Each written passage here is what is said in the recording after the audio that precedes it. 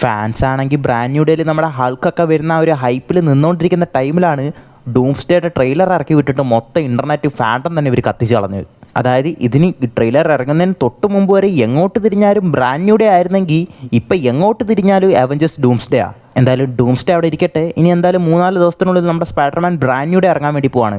ഇതുവരെയുള്ള നമ്മുടെ സ്പൈഡർമാൻ്റെ ഹൾക്കിൻ്റെ അതിൽ വരാൻ പോകുന്ന ക്യാരക്ടേഴ്സിൻ്റെ ഒക്കെ ഒരു സ്റ്റോറി വെച്ചിട്ട് നമ്മളൊരു റീക്യാപ്പ് പോലെ ഓൾറെഡി ഒരു വീഡിയോ ഇട്ടിട്ടുണ്ടായിരുന്നു. സോ നിങ്ങൾ ഇതിന് മുമ്പുള്ള സ്പൈഡർമാൻ പടങ്ങളൊന്നും കണ്ടിട്ടില്ല, പക്ഷേ ബ്രാൻഡ് ന്യൂ ഡേ കാണാൻ പോവുകയാണെങ്കിൽ ഫ്രഷ് ആയിട്ടൊരു സ്റ്റാർട്ട് ചെയ്യാൻ വേണ്ടിയിട്ട് ജസ്റ്റ് അതൊന്ന് കാണുന്ന ആ ഒരു വീഡിയോ കാണുന്നത് നല്ലതായിരിക്കും. ഞാൻ ആ വീഡിയോയുടെ ലിങ്ക് ഞാൻ ഡിസ്ക്രിപ്ഷനിൽ കൊടുത്തേക്കാം. ഈ സ്പൈഡർമാൻ ബ്രാൻഡ് ന്യൂ ഡേയിൽ ഒരുപാട് വില്ലൻസ് വരുന്നുള്ള കാര്യം നമുക്ക് ഓൾറെഡി അറിയാവുന്ന കാര്യമാണ്. ട്രെയിലറിൽ തന്നെ ഒട്ടുമിക്ക കുറേ പേരെ നമ്മൾ കണ്ടു കഴിഞ്ഞു. പിന്നെ ഇതിൻ്റെ മെയിൻ വില്ലനായിട്ട് വരാൻ വേണ്ടി പോകുന്നത് നമ്മുടെ ടോം സ്റ്റോണും ജാക്കൽ എന്ന് പറഞ്ഞിട്ടുള്ള വില്ലൻസ് ആണെന്ന് പറഞ്ഞിട്ടാണ് ഒരുപാട് റൂമേഴ്സൊക്കെ ഉണ്ടായിരുന്നത്. അതായത് നമ്മുടെ സേഡി സിങ്ക് ഹൾക്കൊക്കെ ഉണ്ടെങ്കിലും അവരൊക്കെ ഒരു സൈഡ് എത്തുമ്പോൾ ഹീറോസായിട്ട് മാറും. പക്ഷേ ടോം സ്റ്റോണ്, ജാക്കലി ഇങ്ങനെയുള്ള ക്യാരക്ടേഴ്സാണ് മെയിനായിട്ടുള്ള വില്ലൻസായിട്ട് റൂമേഴ്സ് വന്നുകൊണ്ടിരുന്നത്. ടോം സ്റ്റോണിൻ്റെ ഫസ്റ്റ് ലുക്ക് തന്നെ റിവീൽ ആയെന്ന് പറഞ്ഞിട്ട് ഒരുപാടൊക്കെ ലീക്സ് ഉണ്ടായിരുന്നു. ഇപ്പോൾ ഏതെങ്ങാണ്ട് ഒരു TV സ്പോട്ടിലെങ്ങാനും പുള്ളിയിലെങ്ങാനും ഇട്ട് കാണിച്ചെന്ന് തോന്നുന്നു. സോ മൊത്തം ടോട്ടലി ഇതിൽ എത്ര വില്ലന്മാർ വരുന്നുണ്ട്, ഇവരുടെയൊക്കെ പണി എന്താണ്, ഇവരെന്തിനാണ് നമ്മുടെ സ്പൈഡർമാൻക്ക് നേരെ വരുന്നത്, അതാണ് നമ്മൾ ഇന്ന് ഈ വീഡിയോയിൽ നോക്കാൻ വേണ്ടി പോകുന്നത്. സോ ഫസ്റ്റ് തന്നെ ഇതിൻ്റെ മെയിൻ വില്ലനായിട്ട് വരാൻ വേണ്ടി പോവാണെന്ന് പറയുന്നത് നമ്മുടെ ടോം സ്റ്റോണ്. ആക്ച്വലി ഈ ടോം സ്റ്റോണിനെ എന്താണ് ഇങ്ങനെ വൈറ്റ് വാഷ് അടിച്ച് വെച്ച പോലെ നിങ്ങൾക്ക് തോന്നാം. ആക്ച്വലി പുള്ളി ജനിച്ചപ്പോൾ ടൈമിൽ തന്നെ ജനിച്ച ആ ടൈമിൽ തന്നെ ആൽബിനിസം കാരണം പുള്ളി ബാധിക്കപ്പെട്ടിട്ടുണ്ടായിരുന്നു.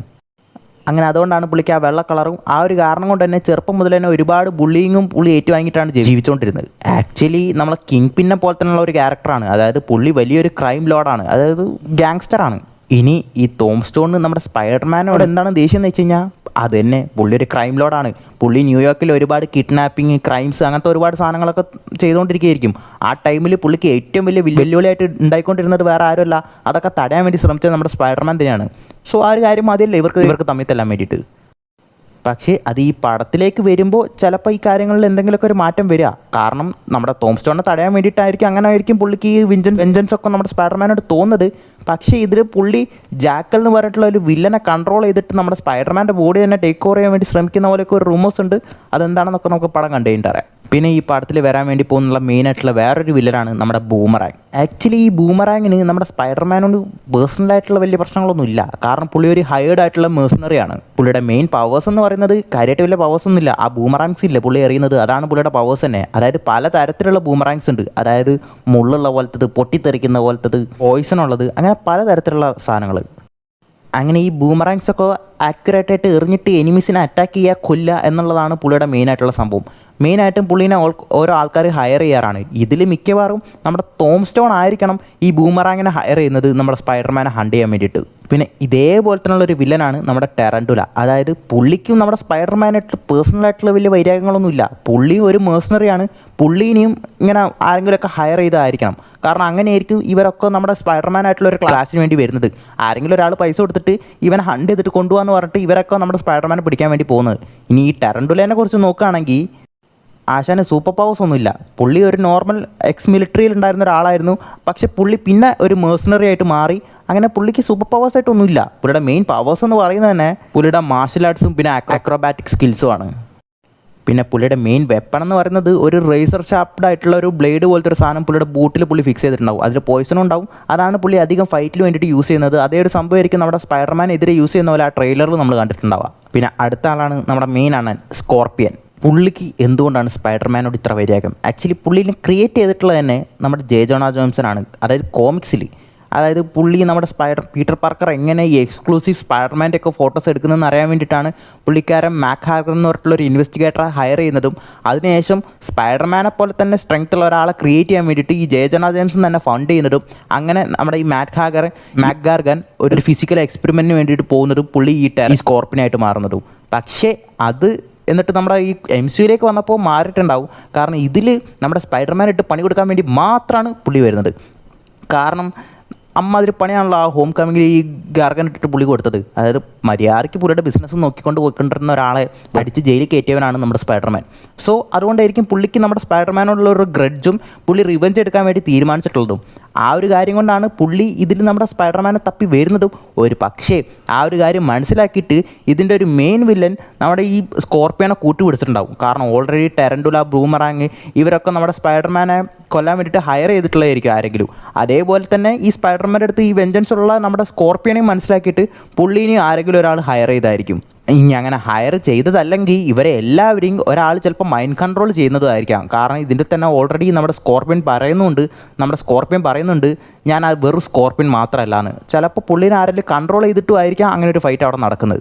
ഇനി അതിന് മൈൻഡ് കൺട്രോൾ ചെയ്യാൻ മാത്രം പവർഫുൾ ആരാണെന്ന് ചോദിച്ചു കഴിഞ്ഞാൽ ഇതിൽ മൈൻഡ് കൺട്രോൾ ചെയ്യാൻ പറ്റുന്നത് ഒന്ന് ഓൾമോസ്റ്റ് കൺഫേംഡ് ആയിട്ടുള്ള കാര്യമാണ് നമ്മുടെ ജീൻ ഗ്രേ എന്ന് പറയുന്ന ക്യാരക്ടർ. പിന്നെ രണ്ടാമത്തത് ഇതുവരെയും കൺഫേംഡ് അല്ല, റൂമേഴ്സ് ആണുള്ളത് ജാക്കൽ എന്ന് പറഞ്ഞിട്ടുള്ള വേറൊരു വില്ലൻ ഉണ്ടെന്ന് പറഞ്ഞിട്ട്. ചിലപ്പോൾ ആ ഒരു വില്ലൻ ആയിരിക്കാം, ജീൻ ഗ്രേ ആവാൻ ചാൻസ് ഇല്ല. പിന്നെ ഇതിൽ അടുത്ത വില്ലനായിട്ട് പറയാൻ വേണ്ടി പോകുന്നില്ല, കാരണം ഇതിൽ വില്ലനായിട്ട് ടീസ് ചെയ്തുകൊണ്ടിരിക്കുന്നത് നമ്മുടെ സേഡിസിങ്ങിൻ്റെ ജീൻ ഗ്രേ എന്ന് പറയുന്ന ആ ക്യാരക്ടറാണ്. ആക്ച്വലി ആ ഒരു ക്യാരക്ടറിനെ വില്ലനായിട്ടാണ് ഇതിൽ പോർട്രേ ചെയ്തിരിക്കുന്നത് ട്രെയിലറിലൊക്കെ. എങ്കിലും പടത്തിലൊരു വില്ലനായിട്ടായിരിക്കില്ല കാണാൻ വേണ്ടി പോകുന്നത്. കാരണം പുള്ളിക്കാരത്തിയായിരിക്കും ഇതിൽ മേലൊരു കീ റോൾ പ്ലേ ചെയ്യാൻ വേണ്ടി പോകുന്നത്. കാരണം പുള്ളിക്കാരത്തി എന്ത് സത്യമൊക്കെ മനസ്സിലാക്കിയിട്ട് നമ്മുടെ സ്പൈഡർമാൻ്റെ കൂടെ നിൽക്കുന്ന പോലെ ആയിരിക്കും. ഇനി അടുത്തത് ഒരു വില്ലനല്ല, ഒരു വില്ലൻ ടീമാണ്, ദ ഹാൻഡ്. ആക്ച്വലി ഈ ഹാൻഡ് തമ്മിലുള്ള ഈ ഫൈറ്റ് സ്പൈഡർമാൻ്റെ 2 ട്രെയിലറുകളിലും മെയിനായിട്ട് എടുത്ത് കാണിച്ചിട്ടുള്ളതാണ്. ഈ ഹാൻഡിൻ്റെ ഫസ്റ്റ് കാണിക്കുന്നത് തന്നെ നമ്മുടെ ഡെയർ ഡെവിലിൻ്റെ നെറ്റ്ഫ്ലിക്സിൽ കാണിച്ചിട്ടുണ്ടായിരുന്ന ആ ഷോസിലൊക്കെ ആയിരുന്നു ഫസ്റ്റ് കാണിച്ചിട്ടുണ്ടായിരുന്നത്. അതിനുശേഷം പിന്നെ അത് കണ്ടിന്യൂ ആയിട്ട് പോകുന്നു. മാത്രമല്ല ഇപ്പോൾ ഓൾറെഡി നമ്മുടെ Daredevil born again season 2യുടെ എൻഡോട് കൂടിയിട്ട് പുള്ളി ഇപ്പോൾ ജയിലിൻ്റെ അകത്താണുള്ളത്. സോ ഈ ഫൈറ്റും എന്തായാലും ആ ട്രെയിലറിൽ തന്നെ നമ്മുടെ സ്പൈഡർമാൻ ഹാൻഡിൻ്റെ കൂടെ ആ ജയിലിൻ്റെ ഉള്ളിൽ നിന്ന് ഫൈറ്റ് എന്നെല്ലാം കാണിക്കുന്നുണ്ട്.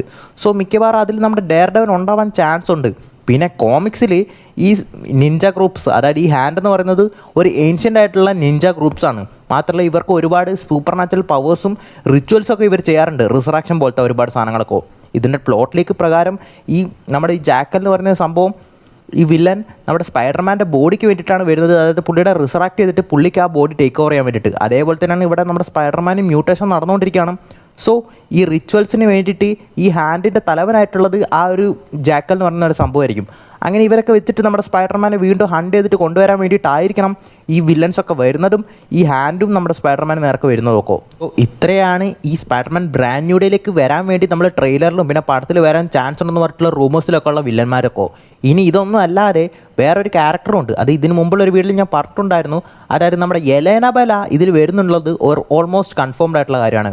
അതായത് SDCയുടെ ആ കോമിക്കോണിൽ തന്നെ ഒരു പ്രൊമോഷനിൽ പോലെ നമ്മുടെ കെവിൻ ഫീഗി, അതായത് റീസെൻ്റായിട്ട് നടത്തുന്ന ഷാങ്കായിൽ നടന്നിട്ട് ഒരു കോമിക്കോണിൽ നമ്മുടെ കെവിൻ ഫീഗി തന്നെ ഒഫീഷ്യലായിട്ട് പുള്ളി തന്നെ വന്നിട്ട് പറഞ്ഞിട്ടുണ്ടായിരുന്നു.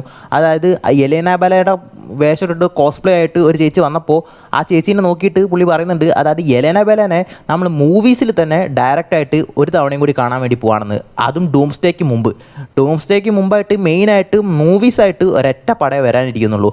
അതിന് മുമ്പ് വരാനിരിക്കുന്ന ഒരു സീരീസ് ഉണ്ട് നമ്മുടെ വിഷൻ ക്വസ്റ്റ്. അതല്ലാതെ പടമായിട്ട് ഒരു പടയേ ഉള്ളൂ, Spiderman brand new day. So ആ സ്പൈഡർമാൻ ബ്രാൻഡ് ന്യൂ ഡേയിൽ നമ്മുടെ യെലേന ബെല വരുന്നുള്ള കാര്യം പുള്ളി കൺഫേം ചെയ്തിട്ടുണ്ട്. ഇനി അത് എപ്പോൾ വരുന്നുള്ളത് ചിലപ്പോൾ ഡൗട്ടാണ്. ചിലപ്പോൾ ഈ പോസ്റ്റ് ക്രെഡിറ്റ് സീനിലൊക്കെയാനും നമ്മുടെ ന്യൂ അവഞ്ചേഴ്സിലേക്ക് സ്പൈഡർമാനെ കൊണ്ടുപോകാൻ വേണ്ടിയിട്ടോ, അതായത് സ്പൈഡർമാനെ കൊടുത്തിട്ട് ആ അവഞ്ചേഴ്സ് ഡൂംസ്ഡേയിലേക്ക് ഒരു ലീഡ് കൊടുക്കുന്ന പോലെ ആ ഒരു പോസ്റ്റ് ക്രെഡിറ്റ് സീനായിട്ടായിരിക്കും ചിലപ്പോൾ വരാൻ വേണ്ടി പോവുക. അതല്ലെങ്കിൽ നമ്മുടെ പണിഷറിനെയൊക്കെ കാണിച്ചുകൊണ്ട് അവിടെ നമ്മുടെ യെലേന ബെലയ്ക്ക് ഒരു സീൻ ഉണ്ടാവാം. എന്തായാലും പുള്ളിക്കാരത്തി ഇതിൽ വരുന്നുള്ള കാര്യം ഓൾമോസ്റ്റ് കൺഫേംഡ് ആയിട്ടുള്ള കാര്യമാണ്. മാത്രമല്ല ഇപ്പോൾ പടമാണെങ്കിൽ ഇപ്പോൾ മെയിനായിട്ട് ഈ പടം ഹൈപ്ഡ് ആയിട്ട് ഇരിക്കുന്നത് തന്നെ സ്പൈഡർമാൻ വേഴ്സസ് ഹൾക്ക് എന്നുള്ള ആ ഒരു ഫൈറ്റാണ്.